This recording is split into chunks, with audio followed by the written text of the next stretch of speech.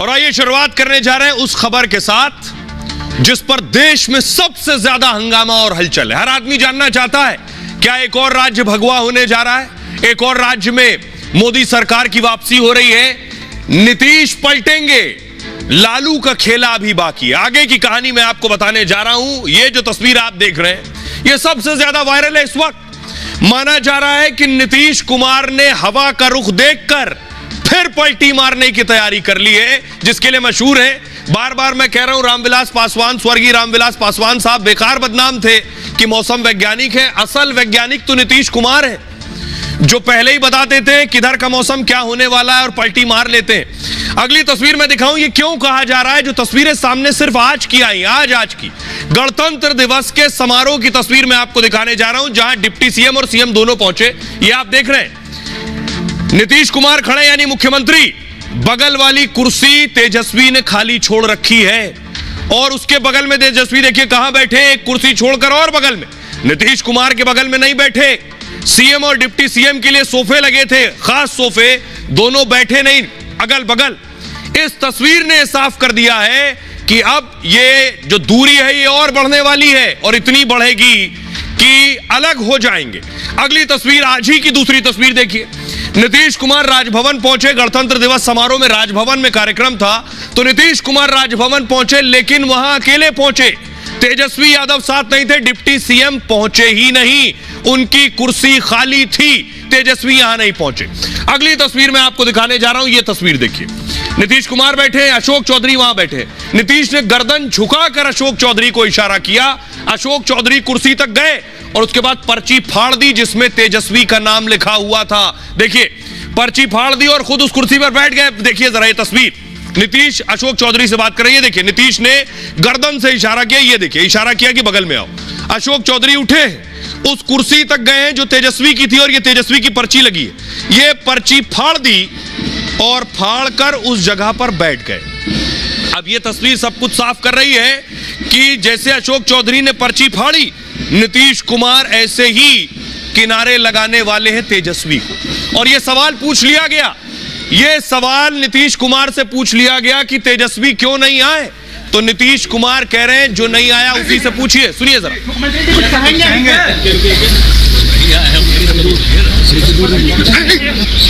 मुख्यमंत्री जी कुछ कहेंगे?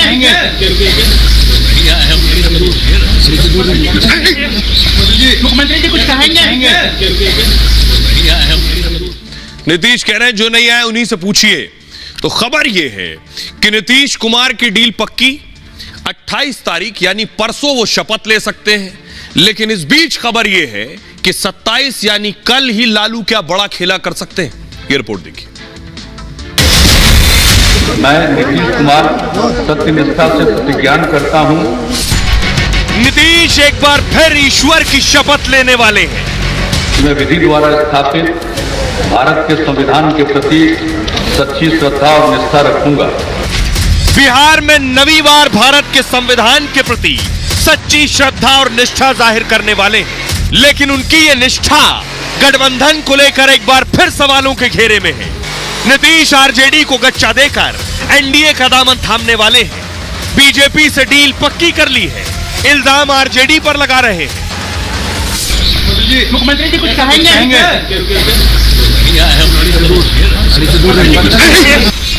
मुख्यमंत्री जी कुछ कहेंगे?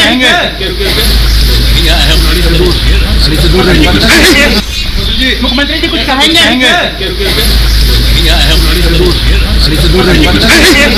दरअसल नीतीश राजनिवास में कार्यक्रम में गए थे।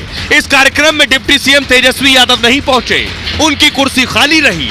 इसी पर उनसे सवाल पूछा गया था। तो सवाल ये कि अगर नीतीश एनडीए के साथ डील सील कर चुके हैं तो तेजस्वी वहां आकर क्या करते।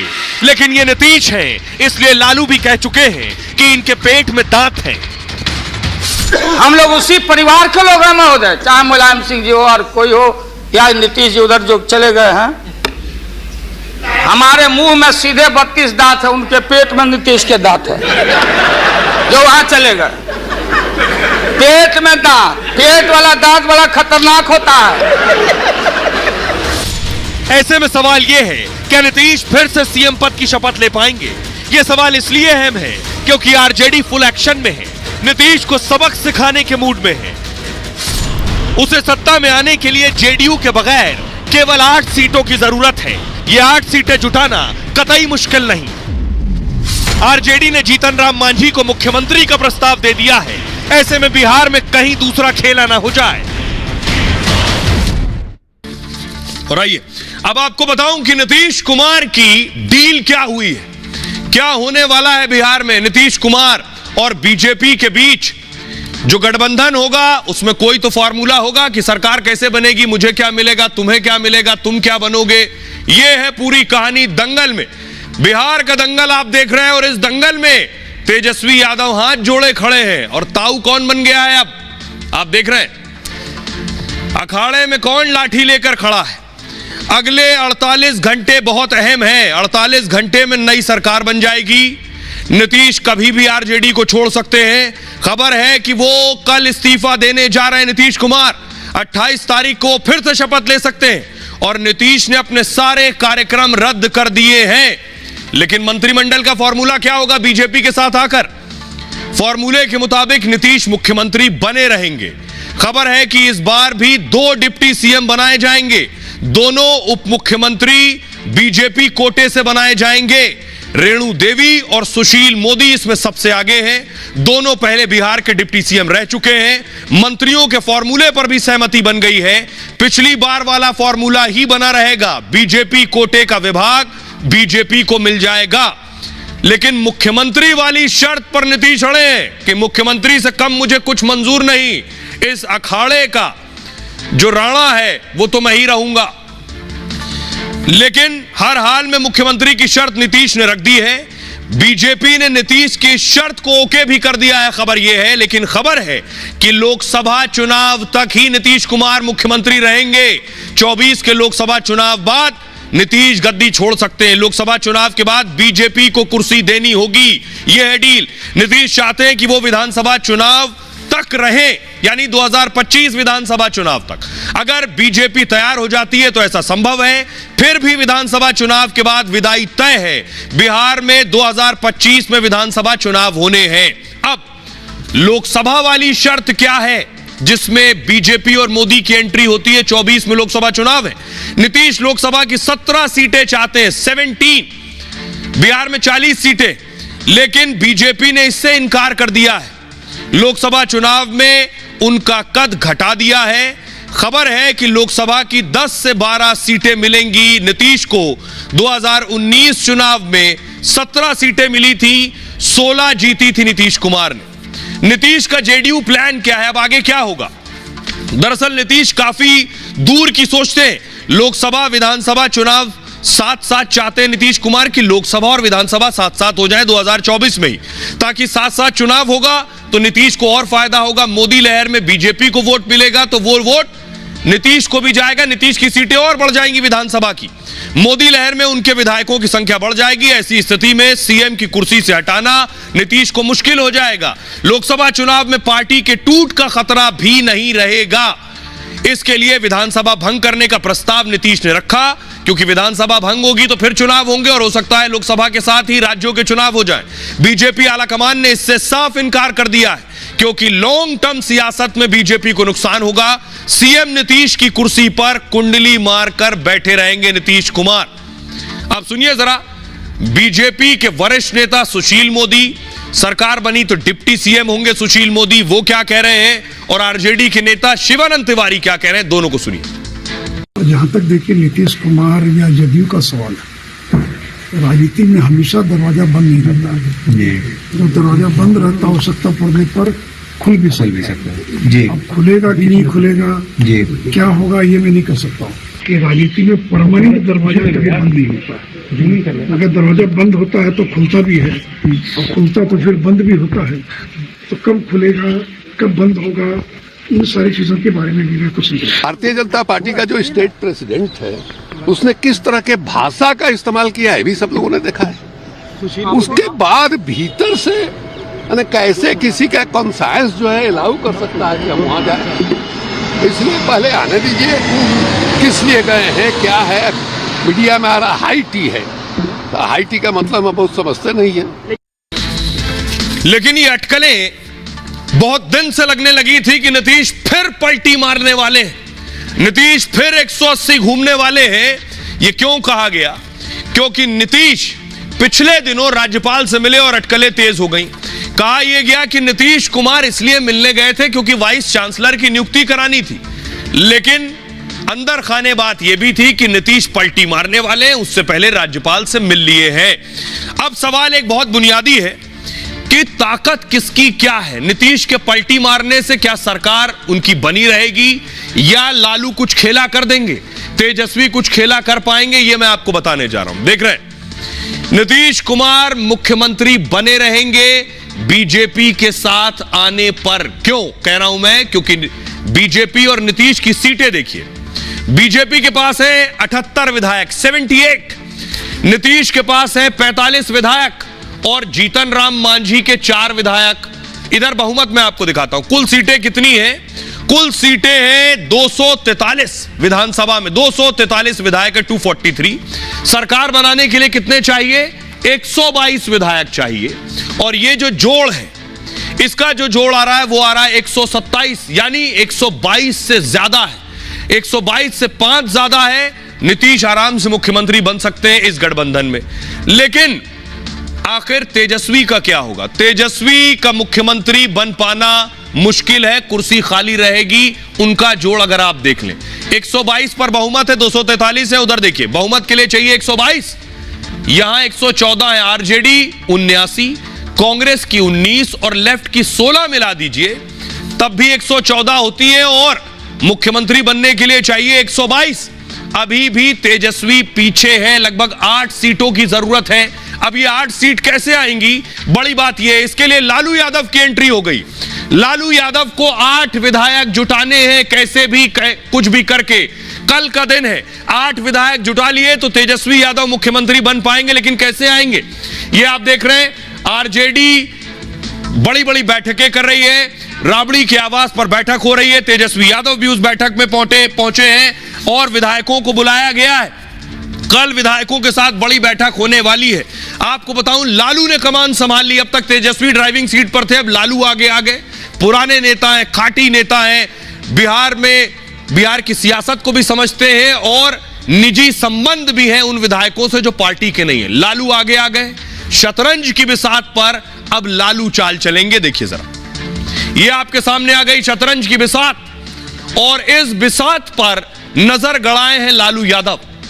होगा कैसे ये फॉर्मूला? तेजस्वी को बहुमत के लिए 122 चाहिए, उनके पास 114 है, 8 कम है। तो पहले जरा यहां गणित देखिए, लेफ्ट के 16 है, कांग्रेस के 19 है और 79 आरजेडी के, ये मिलाकर हो रहा है 114। अब बाकी के कहां से मिलेंगे?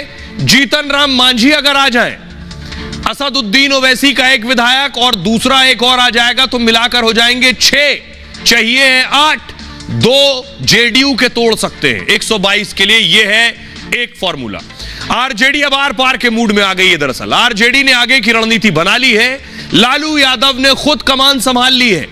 राबड़ी के घर पर लगातार बैठकें चल रही हैं, लालू यादव खुद इन बैठकों की अगुवाई कर रहे हैं, और लालू ने कल आरजेडी विधायकों की बैठक बुला ली है। दोपहर 1 बजे विधायकों की बैठक होगी। बैठक में सहयोगी दल भी आ सकते हैं, कांग्रेस और लेफ्ट सहयोगी दल है।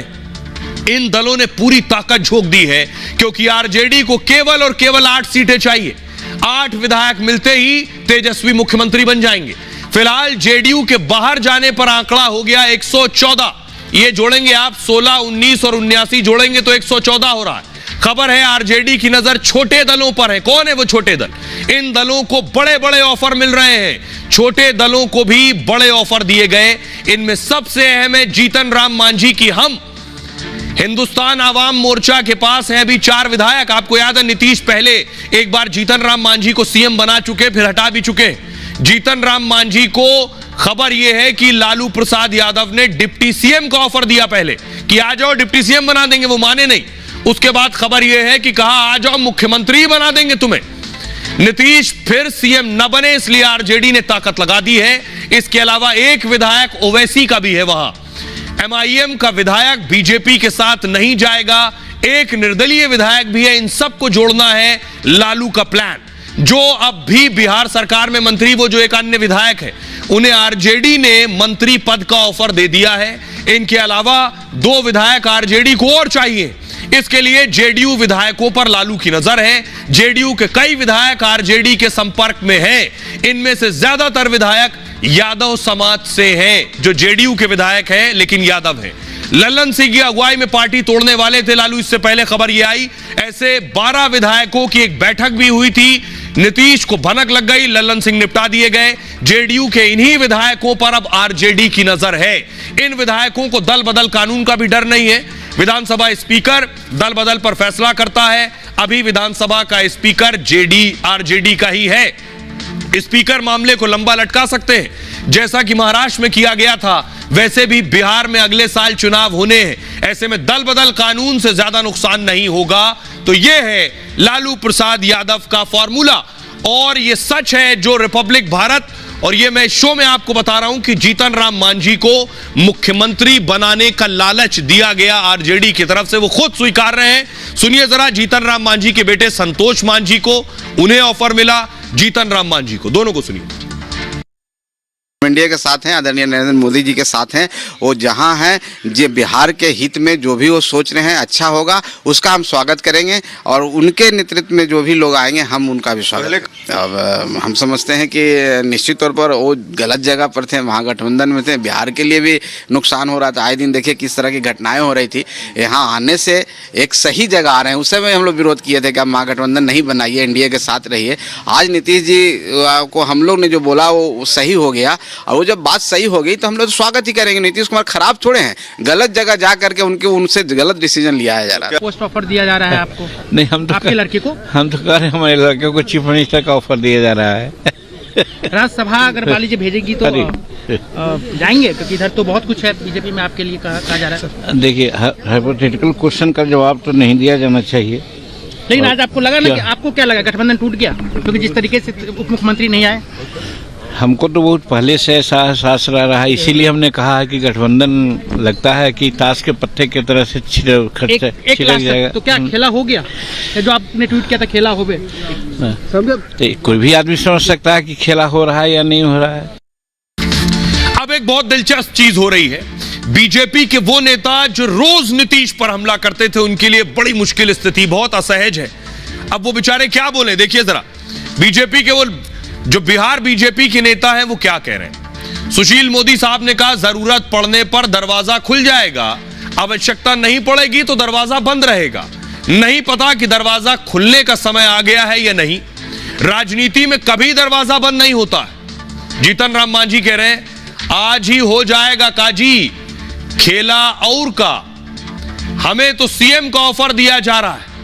विजय कुमार सिन्हा कह रहे हैं बिहार में राजनीतिक अस्थिरता का माहौल है, केंद्रीय नेतृत्व सभी मुद्दों पर फैसला लेगा। जेडीयू के नेता नीरज कुमार कह रहे हैं नीतीश के मन में कोई भ्रम नहीं है, नीतीश हमेशा फ्रंट की राजनीति करते हैं। गिरिराज सिंह सबसे ज्यादा हमलावर रहते हैं नीतीश कुमार पे। उन्होंने कहा मैं बीजेपी का एक कार्यकर्ता हूं, कार्यकर्ता का काम पार्टी का निर्णय मानना होता है, केंद्रीय नेतृत्व जो फैसला लेगा उसके साथ है। चिराग पासवान ने कहा बिहार की राजनीति में कुछ चल रहा है, आगे क्या होगा यह स्थिति और समय पर निर्भर है। ज्ञानेंद्र सिंह ज्ञानू बीजेपी के नेता कह रहे हैं परिवर्तन निश्चित है, यह अभी थोड़े समय की बात है, एनडीए सभी 40 सीटें जीतेगी। आइए अब आपको सुनवाता हूं, बड़ी दिलचस्प स्थिति बिहार में बन रही है। सुनिए जरा जेडीयू बीजेपी आरजेडी के नेता क्या कह रहे हैं। लगातार हमारी सरकार ने ऐतिहासिक कार्य भी किए। लगभग 4.5 लाख से भी ज्यादा नौकरियां जो है 1.5 साल के अंदर हम लोगों ने देने का काम। मुंह मीठा कर रहे हैं बीजेपी के साथ आप लोग। जलेबी खाइए, आज गणतंत्र दिवस है। मुंह मीठा होगा बीजेपी के साथ। जलेबी खाइए, कह तो रहे गणतंत्र दिवस। हमारे दरवाजे तो सदा बंद हैं, आगे मैं कार्य करता हूं, पार्टी सर्वोपरि। तो जाहिर तौर पर हम तो गठबंधन के मुखिया माननीय नीतीश कुमार जी से ही आग्रह कर सकते हैं कि शाम तक इस कंफ्यूजन को दूर कर दें। ये जो गठबंधन को लेकर संशय बना हुआ है, जिससे कि आम जनजीवन भी प्रभावित हो रहा है। मेरी नहीं, बिहार की जनता की अपेक्षा है कि इस बात को सुनिश्चित पहले कर लिया जाए कि फिर से नीतीश कुमार जी लोकसभा चुनाव के बाद महागठबंधन के साथ न चले जाएं। राजनीतिक घटना चक्र पर हमारा केंद्रीय नेतृत्व का नज़र है और केंद्रीय नेतृत्व मेरा सक्षम है, सामूहिक नेतृत्व है और सामूहिक नेतृत्व बहुत गंभीरता से विचार करके ही कोई निर्णय लेंगे। प्रयास बहुत लगाए जा रहे हैं, संभावनाएं बहुत सी तैयार की जा रही हैं, पर मैं मानता हूं कि हाइपोथेटिकली किसी भी प्रश्न का जवाब देना निराधार होगा। नीतीश कुमार की एक दिलचस्प बात है, असल जादूगर नीतीश कुमार है, असल मौसम वैज्ञानिक नीतीश कुमार है। क्यों कह रहा हूं ये कि नीतीश किसी के साथ भी चले जाएं मुख्यमंत्री बन जाते हैं। ये आप देख रहे हैं, नीतीश मोदी के साथ आए हो, बीजेपी के साथ आए हो, मुख्यमंत्री बन गए, पलटी मार दी। अगली तस्वीर दिखाऊं मैं आपको, नीतीश लालू के साथ आए हो, फिर मुख्यमंत्री बन गए, पलटी मार दी। तो नीतीश पलटी के लिए जाने जाते हैं, इसीलिए सियासत में उन्हें पलटू राम कहा जाता है। देखिए जरा, नीतीश हमें लगता है एक वर्ल्ड रिकॉर्ड बना लेंगे कुछ दिन में कि कितनी पलटी उन्होंने आज तक मारी है। 1994 में लालू से अलग होकर पार्टी बनाई, 1994 में, 1996 2003 में एनडीए से हाथ मिला लिया, लंबे समय तक एनडीए के ही साथ रहे। फिर 2014 आया, मोदी का विरोध किया और एनडीए का साथ छोड़ दिया, आरजेडी के साथ गठबंधन कर लिया। 2015 आया, आरजेडी के साथ ही चुनाव लड़ा, बिहार में गठबंधन की सरकार बनाई। 17 में आरजेडी से गठबंधन तोड़ा, नरेंद्र मोदी के साथ आ गए। फिर 2022 आया, एनडीए छोड़ दिया, आरजेडी के साथ सरकार बना ली, और फिर 24 आया। अब छठवीं बार पलटने के संकेत हैं। लालू यादव पर हमले कर रहे हैं, अंदर खाने बीजेपी से बात चल रही है, संकेत हैं कि कभी भी इसका ऐलान हो सकता है। तो सियासत में कोई परमानेंट न दोस्त होता है न परमानेंट दुश्मन, और नीतीश कुमार उसके सबसे बेहतरीन उदाहरण भी हैं। सुनिए जरा क्या कुछ कह रहे हैं राशिद अल्वी और अखिलेश यादव। ये लोग तो इसलिए परेशान हैं, न कुछ कहते बन रहा है न निगलते बन रहा है। इन्हें तो लग रहा था इंडिया अलायंस बनाकर मोदी को हराएंगे, लेकिन इंडिया अलायंस तो बोरिया बिस्तर पैक हो गया। सुनिए, बिहार में जो माहौल खड़ा हो गया है उसे क्लैरिफाई नीतीश जी को करना ही चाहिए। तरह तरह के बयानात आ रहे हैं, तरह तरह के शक और शुभात आ रहे हैं, इससे इंडिया कमज़ोर होता है, इंडिया अलायंस कमज़ोर होता है। नीतीश जी तो सबसे पहले आगे बढ़े थे इंडिया को बनाने के लिए, आज उन्हीं को लेकर तरह तरह की बातें हो रही हैं। ये उनकी जिम्मेदारी बनती है कि वो सिचुएशन को साफ करें, क्लैरिफाई करें। भैया, एनडीए में नीतीश कुमार की जाने की शुरुआत हो गई है। ये कोई शुरुआत नहीं है, हमें उम्मीद है कि नीतीश जी एनडीए में नहीं जाएंगे, नीतीश जी इंडिया गठबंधन को मजबूत करेंगे। अब इंडिया अलायंस की दुकान बंद हो गई है, लेकिन बीजेपी ने भी कच्ची गोलियां नहीं खेली है। बीजेपी भी पूरी तैयारी के साथ नीतीश के साथ आएगी। प्रधानमंत्री नरेंद्र मोदी का फोकस है 2024 लोकसभा चुनाव। पूरी बीजेपी ने ताकत लगाई है 2024 चुनाव की। तो जो कुछ भी बीजेपी करेगी वो 24 के चुनाव को जहन में रख के करेगी। नीतीश के साथ आना है तो कितने दिन के लिए, कब तक के लिए, नीतीश से फायदा क्या होगा और नीतीश से नुकसान क्या होगा। बीजेपी इस बार कदम फूंक फूंक कर रख रही है। अमित शाह ने पिछले दिनों एक इंटरव्यू दिया था, आपको याद होगा।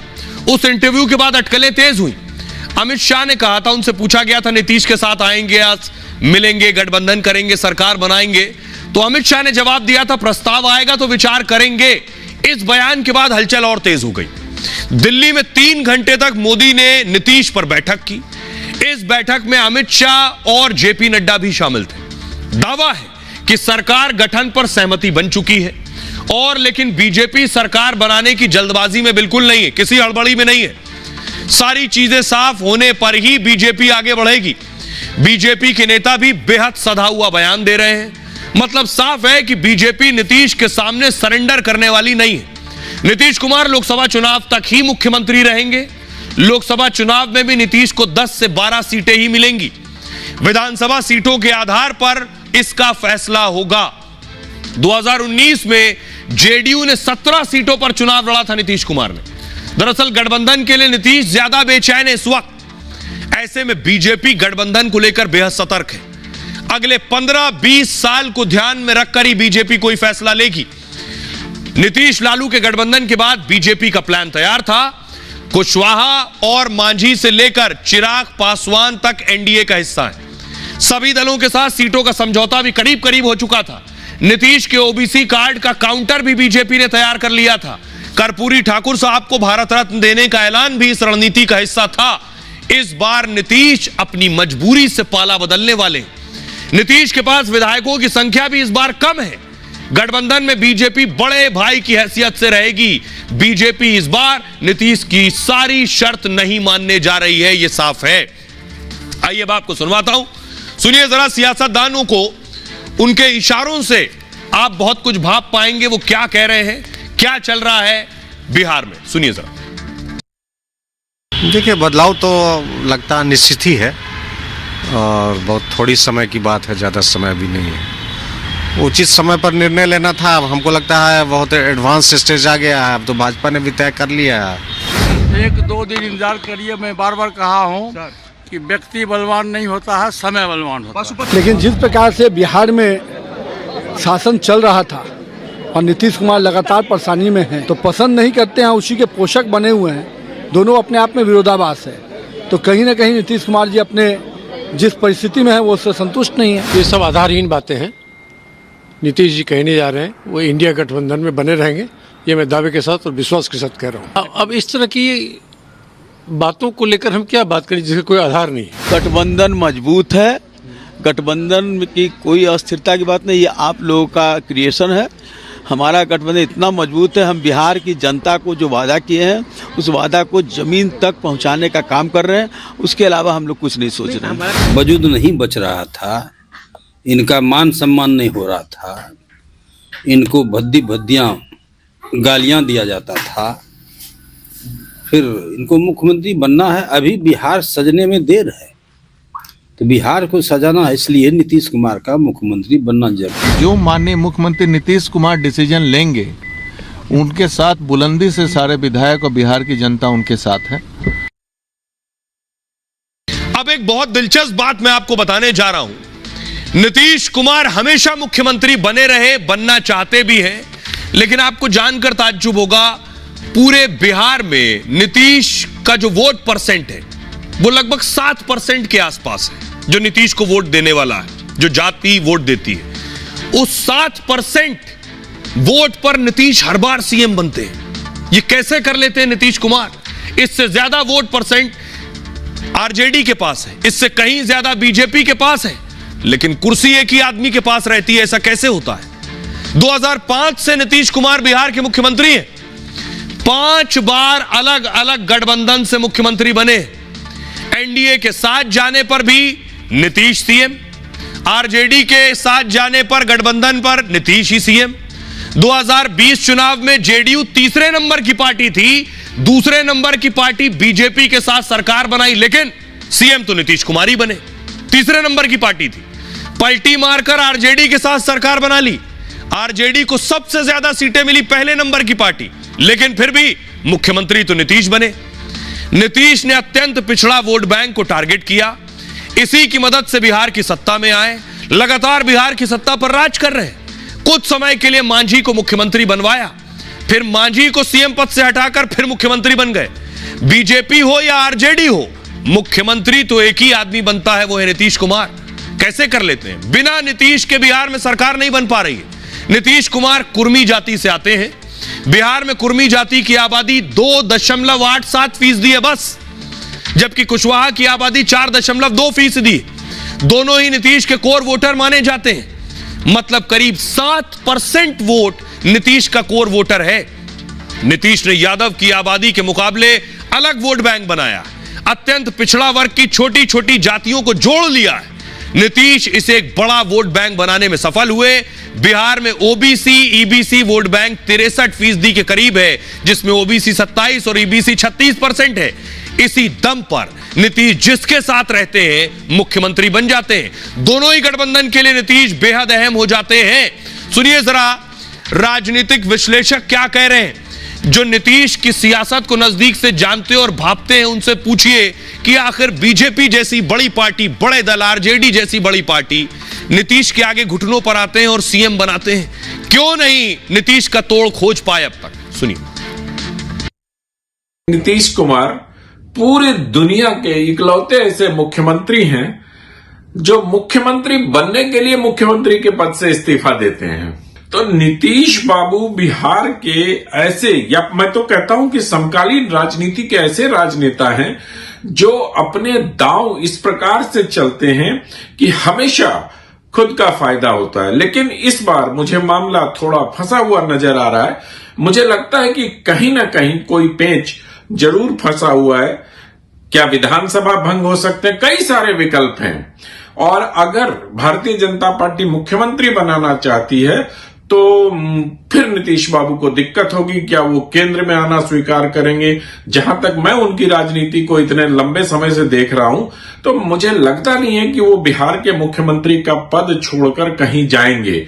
आज तक भारत के किसी नेता ने ऐसा कीर्तिमान नहीं बनाया कि जिस गठबंधन में है उसका साथ छोड़ दिया तब भी मुख्यमंत्री, जिस गठबंधन का पार्टी का विरोध किया फिर उसके साथ आ गए तब भी मुख्यमंत्री, जब सीटें कम आई तब भी मुख्यमंत्री। तो ये उनका एक रहस्य है नीतीश कुमार का, कि उन्होंने बिहार की राजनीति को ऐसा बना दिया है कि यहाँ कोई न अस्थाई विपक्ष होगा ही नहीं। अगर भाजपा उसके और दूसरे साथी होंगे, अगर कुछ दिन विपक्ष हैं तो फिर वो सत्ता पक्ष में आ जाएंगे, और अगर आरजेडी है दूसरे साथी अगर विपक्ष में है तो फिर वो सत्ता पक्ष में आ सकते हैं। नीतीश कुमार ने भारतीय राजनीति में अपने को ऐसा अपरिहार्य बना लिया है कि बिहार की राजनीति लगता है कि उनके बगैर, खासकर सत्ता की राजनीति, संभव ही नहीं है। तो बिहार की सियासत बहुत दिलचस्प रुख ले चुकी है। खबरों में आगे बढ़ते हैं। आज की एक और बड़ी खबर है, देश के गणतंत्र को दुनिया का सलाम। पूरी दुनिया भारत को, हिंदुस्तान को मुबारकबाद, बधाई दे रही है, चाहे वो ऑस्ट्रेलिया हो, चाहे वो अमेरिका हो, ब्रिटेन हो। आइए तस्वीर में आपको दिखाऊंगा गणतंत्र की पहली तस्वीर। प्रधानमंत्री नरेंद्र मोदी एक खास पगड़ी में, खास साफे में आज नजर आए। ये पीएम मोदी की तस्वीर आप देख रहे हैं। प्रधानमंत्री जब पहुंचे कर्तव्य पथ पर, ये वो तस्वीर आपको नजर आ रही है। प्रधानमंत्री लोगों के बीच पहुंचे, युद्ध स्मारक गए, फिर उसके बाद कर्तव्य पथ पर पहुंचे। बीच में एक बच्ची दिखी, उससे खेलने लगे पीएम मोदी। एक और तस्वीर आपको दिखाऊं। इस बार की झांकी में एक झांकी खास थी, और वो थी श्री राम की झांकी। अयोध्या में प्राण प्रतिष्ठा के बाद आप देख रहे हैं गणतंत्र में श्री राम की झांकी भी शामिल की गई थी। यहाँ कुंभ की छटा देखकर दुनिया जय जय बोले, नए उद्यमों ने। और दूसरी तरफ अयोध्या की तस्वीर देखिए जरा। ये अयोध्या की तस्वीर आप देख रहे हैं। श्री राम भी आज तिरंगे के रंग में थे। फुल स्क्रीन लीजिए। और जो माला आप देख रहे हैं खास तौर पे, वो भी तिरंगे की रंग की माला आपको नजर आ रही है। प्रधानमंत्री के बारे में बात करेंगे सबसे पहले। और आइए अब आपको बताऊं, प्रधानमंत्री की खास पगड़ी आज चर्चा में थी। मोदी का जो साफा था उस पर सबकी नजर थी, बहुत खास था। ये आप देख रहे हैं प्रधानमंत्री नरेंद्र मोदी की पगड़ी। 26 जनवरी पर पीएम की पगड़ी, पोशाक की बड़ी चर्चा होती है। इस बार पीएम मोदी ने रंग बिरंगी खास बंधनी पगड़ी पहनी। बंधनी प्रिंट की पगड़ी राजस्थान और गुजरात में बहुत लोकप्रिय है। मोदी की पगड़ी में वैसे तो लाल, पीला, गुलाबी और नीला रंग भी है, लेकिन इसमें सबसे ज्यादा पीले रंग का इस्तेमाल हुआ, इसलिए पगड़ी को भगवान राम से जोड़कर देखा जा रहा है। राम जी की पोशाक भी आज उसी रंग की थी। अयोध्या में प्राण प्रतिष्ठा के दिन रामलला ने पीले वस्त्र पहने थे, आपको याद होगा। मतलब दुनिया ने रामलला की पहली झलक पीतांबर में देखी, और पीतांबर का वही रंग पीएम मोदी की पगड़ी में दिखा है। पगड़ी के साथ मोदी ने सफेद कुर्ता पैजामा और भूरी सदरी पहनी थी। यह देखिए 2023 की पगड़ी प्रधानमंत्री मोदी की। राजस्थान की बंदेज पगड़ी में नजर आए थे वो 23 में, पीले रंग और केसरिया रंग की पगड़ी पहनी थी तब। ये 2022 की उत्तराखंड की पारंपरिक टोपी में दिखे थे 26 जनवरी को। इस टोपी पर एक स्ट्रिप भी थी जिसके ऊपर ब्रह्म कमल लगा हुआ था। पूर्व सीडीएस बिपिन रावत साहब भी ऐसी टोपी पहनते थे। 2021 में लाल रंग की पगड़ी पहनी थी उन्होंने, इस पर पीले रंग की बूटियों का डिजाइन था।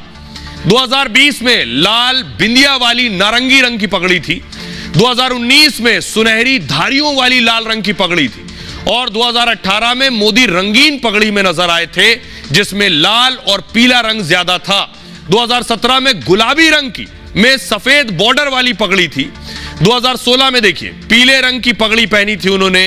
15 में रंगीन राजस्थानी पगड़ी थी। यह है प्रधानमंत्री नरेंद्र मोदी के 26 जनवरी की तस्वीरें। आइए अब मैं आपको दिखाता हूं कि आखिर दुनिया में आज गणतंत्र दिवस की तस्वीरें देखी जा रही थी। जो तस्वीर मैं आपको दिखाने जा रहा हूं वो तस्वीर देखिए जरा। ये आप देख रहे हैं किस तरह देश में लाल चौक पर तिरंगा नजर आ रहा है आपको। लाल चौक पर अब तिरंगा फहराना भी एक परंपरा हो गई है। अगली तस्वीर मैं आपको दिखाऊं, वाघा अटारी बॉर्डर की तस्वीर आप देख रहे हैं। वहां आज अलग ही जोश था। वहां जो आज पहुंचते हैं लोग, उनका जोश देखते ही बनता है, उनकी खुशी अलग ही नजर आती है और हमारे जवानों का तेवर भी अलग नजर आते हैं। अगली तस्वीर दिखाऊं, लंदन हाई कमीशन पर भी तिरंगा फहराया गया। ये लंदन हाई कमीशन की तस्वीर मैं आपको दिखा रहा हूं। एक और तस्वीर मैं आपको दिखाऊंगा रशियन एम्बेसी की। ये आप देख रहे हैं, सुनिए जरा, फुल स्क्रीन लीजिए। रशियन एम्बेसी पर डांस हो रहा है।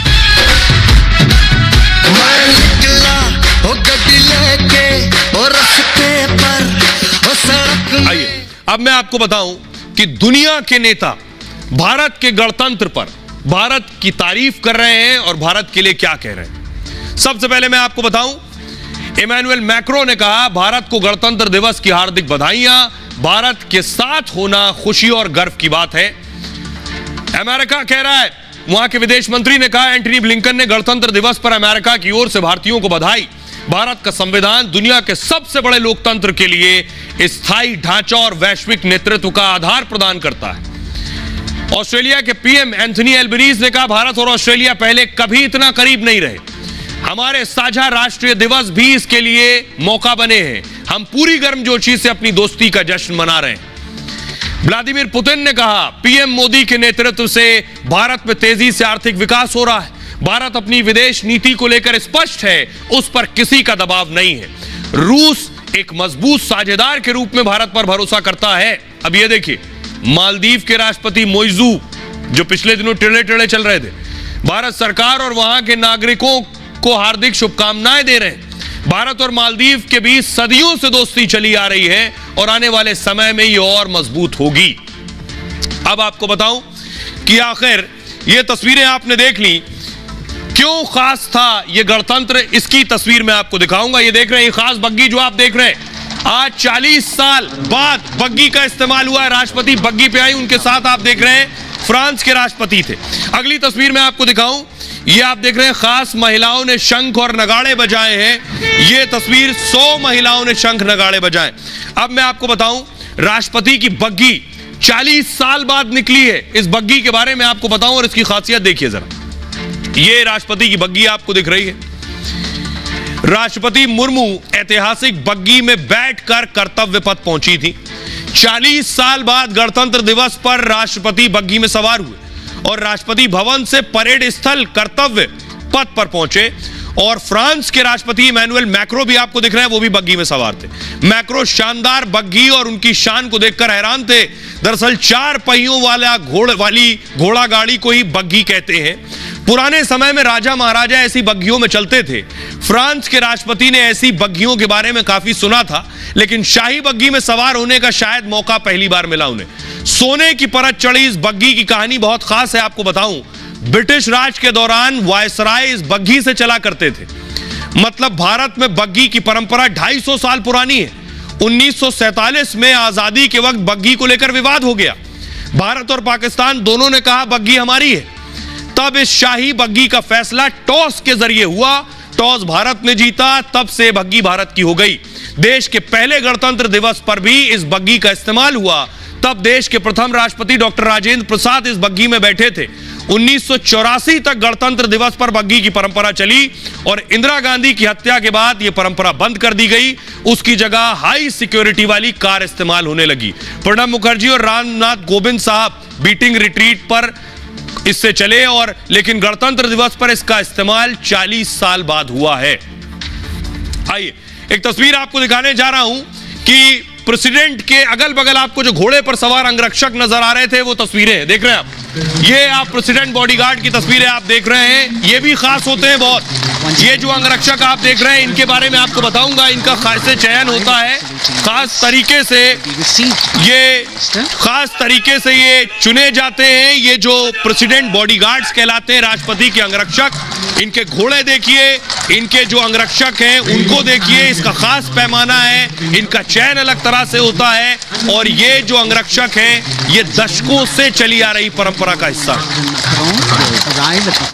भारत के राष्ट्रपति को बेहद कड़ी और खास सुरक्षा मिलती है और ये जिम्मा संभालते हैं राष्ट्रपति के ये अंगरक्षक यानी बॉडीगार्ड। ये बॉडीगार्ड सेना की घुड़सवार रेजिमेंट का हिस्सा होते हैं और लंबी कदकाठी के इन अंगरक्षकों को फिटनेस समेत कई मानकों पर खरा उतरना होता है। इन्हें घुड़सवारी में महारत हासिल होनी चाहिए, पहली चीज। पैराट्रूपर्स की ट्रेनिंग पूरी होनी चाहिए। इतने पर भी अगर लंबाई 6 फीट नहीं है तो राष्ट्रपति की सुरक्षा में शामिल नहीं हो सकते। इसलिए इन घुड़सवार अंगरक्षकों को एलीट यूनिट भी कहा जाता है। घुड़सवार रेजिमेंट राष्ट्रपति भवन में ही रहती है। जाट, सिख और राजपूत रेजिमेंट को प्राथमिकता मिलती है इसमें, क्योंकि इन रेजिमेंट के जवान का कद काठी बहुत ज्यादा होता है। राष्ट्रपति की सुरक्षा में 4 अफसर समेत 200 जवान होते हैं। यह घुड़सवार यूनिट सेना की सबसे पुरानी रेजिमेंट है और यह 250 साल यानी अंग्रेजों के जमाने से काम कर रही। पहली बॉडीगार्ड यूनिट 1773 में बनी थी, तब इनका नाम गवर्नर जनरल के बॉडीगार्ड था। आजादी के बाद नाम राष्ट्रपति के अंगरक्षक हो गया और सेना की तरह ये जवान भी खास ट्रेनिंग लेने लगे। आइए अब आपको दिखाता हूं मैं कि आखिर जो गणतंत्र दिवस में मुख्य अतिथि थे वो थे फ्रांस के राष्ट्रपति इमैनुअल मैक्रो। प्रधानमंत्री नरेंद्र मोदी से मिले, जो कि खुद राष्ट्रपति भवन से आए थे बग्गी पर। अगली तस्वीर दिखाऊं मैं। और एक और खासियत थी, जब मुख्य अतिथि जिस देश का होता है, अगर फ्रांस का मुख्य अतिथि है तो फ्रांस की एक, आप देख रहे हैं फ्रांस का बैंड, आप देख रहे हैं, फुल स्क्रीन लीजिए, ये फ्रांस का बैंड है। फ्रांसीसी आर्मी का म्यूजिक बैंड भी परेड में शामिल था। Last July, Indian troops and aircraft paraded in, and they are now participating here. The French troops. अगली तस्वीर देखिए, ये आप जो देख रहे हैं, ये फ्रांस के जो विमान थे वो भी परेड का हिस्सा थे।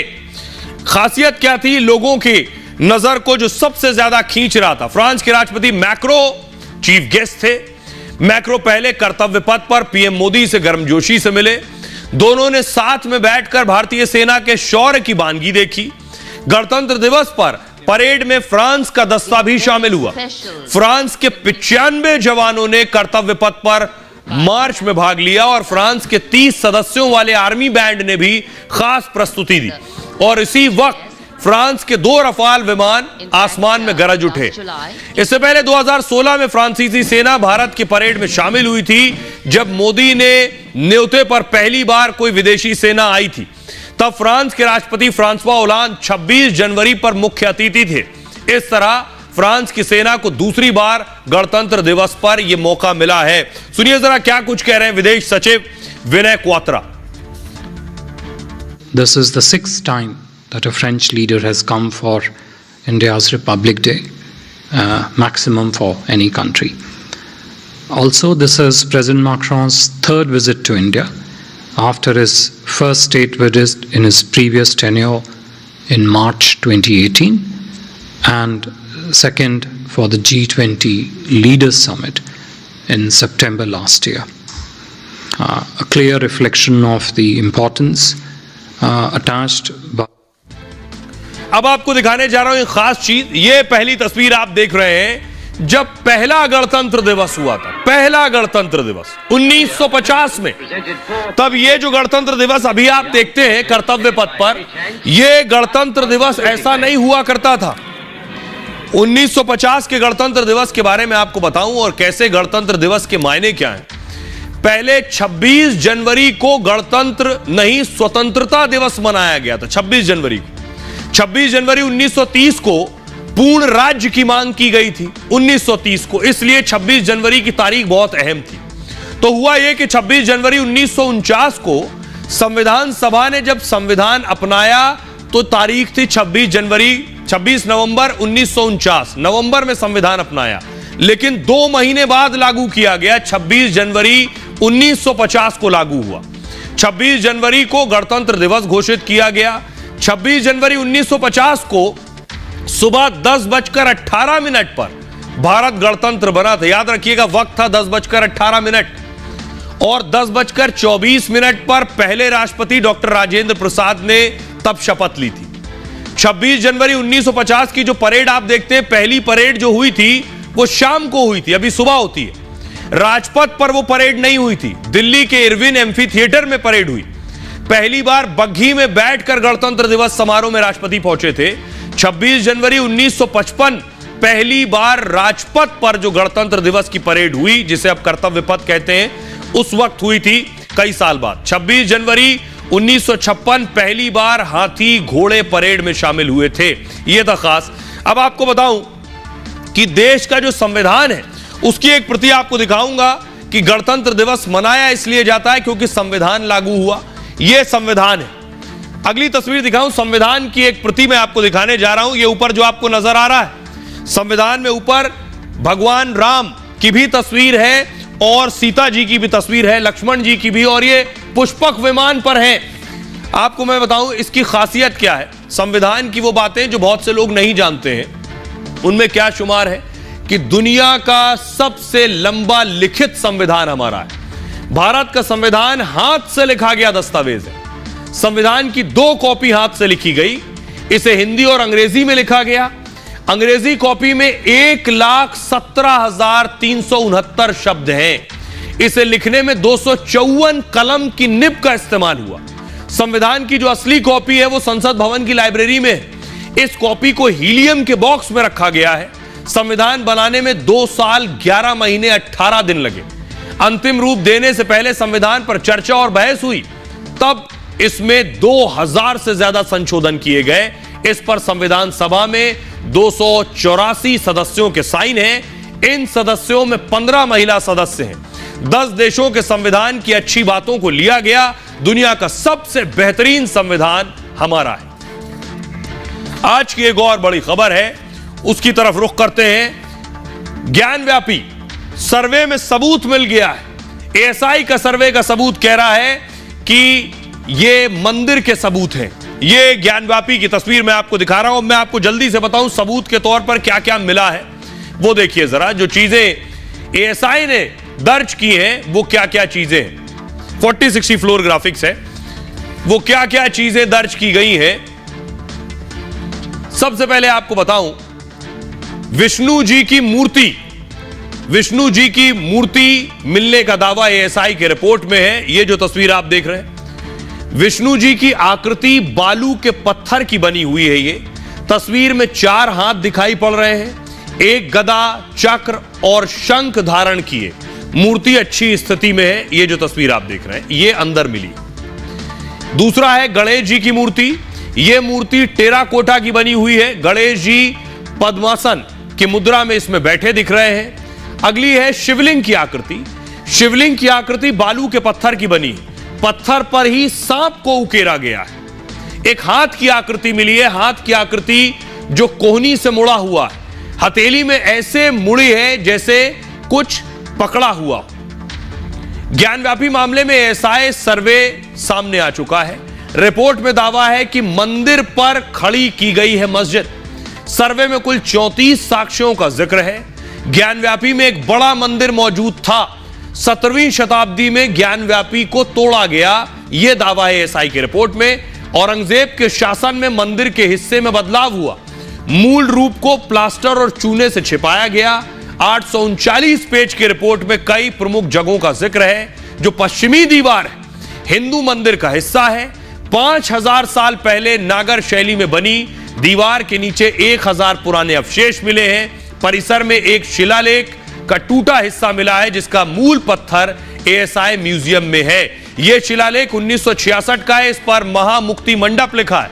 सर्वे में दावा है कि खंबे 17वीं सदी से पहले के हैं। खंबे मंदिर का हिस्सा लग रहे हैं। खंबों पर हिंदुओं के प्रतीक चिन्ह है। सुनिए क्या कुछ कह रहे हैं विष्णु शंकर जैन और मंदिर पक्ष के वकील इखलाक अहमद। ये बात हम शुरू से कहते आ रहे हैं कि ये कोई मस्जिद नहीं है, ये एक मस्जिद है और ये पूरा हिंदू मंदिर का परिसर है। यही बात एएसआई ने भी कल कही अपनी रिपोर्ट में कि यहाँ पे एक लार्ज हिंदू मंदिर एग्जिस्ट करता था। एएसआई ने भी बताया है कि यहाँ पे पिलर्स हैं, खंबे हैं जो हिंदू मंदिर के हैं, वेस्टर्न वॉल है जो हिंदू मंदिर की है, साथ ही साथ 350 से ऊपर आर्टिफैक्ट्स मिले हैं, शिवलिंग मिला है, गदा मिला है, हिंदू देवी देवताओं की मूर्तियां मिली हैं जिसकी वीडियोग्राफी हुई है, फोटोग्राफी हुई है, 200 से ऊपर फोटोग्राफ्स दाखिल किए हैं एएसआई ने। तो ये सारी चीजें एएसआई ने की है और बहुत ही साइंटिफिक माध्यम से काम किया गया। नॉर्दर्न गेट जिसको हम लोग कहते थे, उस बिल्डिंग पे भी नमाज पढ़ने के लिए, और एक धोबी हाउस हमारा था उसके ऊपर नमाज पढ़ने के लिए भी हमको इजाजत दिया था। ये डिक्लेयर कर दिया गया कि मस्जिद मुसलमानों की। अब उसके बाद भी मुकदमा दाखिल हो रहा और इस जजमेंट को लोअर कोर्ट या कोई भी वादीगण मानने को तैयार नहीं है। कोर्ट जो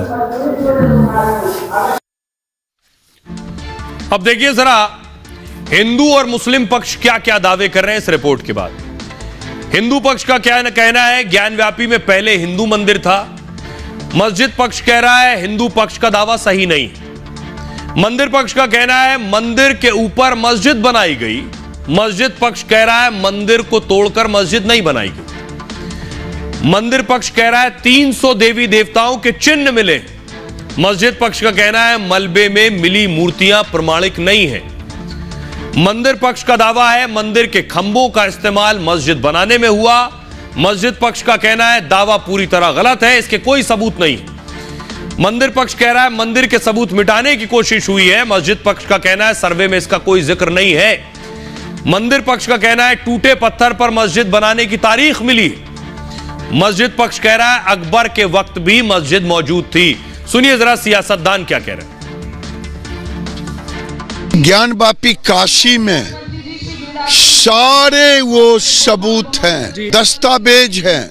इन दस्तावेजों के आधार पर मैं अपील करता हूं मुसलमानों से कि आप जिद न करो, अब जिद न करो, अब दे दो जिससे आपसी मतभेद न रहे, आपसी प्रेम रहे। ये इसलिए कर रही है सरकार क्योंकि चरम सीमा महंगाई है, बेरोजगारी है, किसान की आय दोगुनी नहीं की। किसान से पैसा लेकर के ये विकसित भारत योजना चला रहे थे, तो अपनी नाकामी छिपाने के लिए सरकार ऐसे ही कदम उठाएगी। पूरा देश देख रहा है कि एक षड्यंत्र के जरिए से जिस तरह हमारी बाबरी मस्जिद को शहीद कर दिया गया, उसी तरह एक कॉन्स्पिरेसी करके हमारी दूसरी मस्जिद को कोई लोग लेना चाहते। प्लेसेस ऑफ वर्शिप 1991 जो आज भी मौजूद है, उस इम्प्लीमेंटेड है, उसको सबको मानना चाहिए। ये मामला ऑलरेडी कंसर्न कोर्ट्स के सामने है और हम लोगों को पूरी उम्मीद है कि इंशाअल्लाह जो भी फैसला आएगा वो हकीकत की बुनियाद पर ही दिया जाएगा। बहरहाल ये भारत की बात है में इतना ही। आप अपना और अपनों का बहुत बहुत ख्याल रखिए। रुक रहे हैं एक छोटे से क्विक हील ब्रेक के लिए।